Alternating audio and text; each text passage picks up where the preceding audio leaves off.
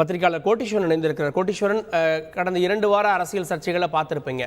இந்த சந்திப்புல என்னெல்லாம் பேசப்படும்னு எதிர்பார்க்குறீங்க?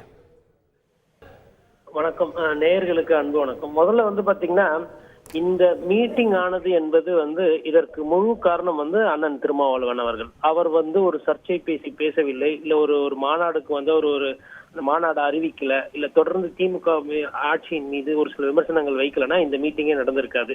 உதாரணத்துக்கு திமுக கூட்டணியில நிறைய கட்சிகள் இருக்காங்க, கம்யூனிஸ்ட் கட்சிகள் இருக்கிறாங்க, மதிமுக இருக்காங்க, சிறுபான்மையினர் சார்ந்த அமைப்புகள்லாம் இருக்காங்க. அவ்வளவு பேர் இருந்தும் கூட எல்லாரையும் முதல்வர் சந்திக்கல. ஒரே ஒரு பிரதான கூட்டணியா இருக்கக்கூடிய விசிக தலைவர் திருமாவளவன் தான் அவர் இன்னைக்கு சந்திக்கிறாரு. ஏன் ஒரு முதலமைச்சர் ஆடியன்ஸ் கொடுக்குறாரு, ஒரு அப்பாயின்மெண்ட் கொடுக்குறாருன்னா அப்ப அங்க ஏதோ சர்ச்சை இருக்கு, பிரச்சனை இருக்கு. வெளியில இருந்து பார்க்கும்போது இது மது ஒழிப்பு மாநாடு, அதுக்கப்புறம் ஆட்சியில பங்குன்ற மாதிரி இருக்கும். பட் இதை தாண்டி இதற்குள்ள அரசியல் பிரச்சனைகள் ஏதோ ஒண்ணு பெருசா இருக்கு.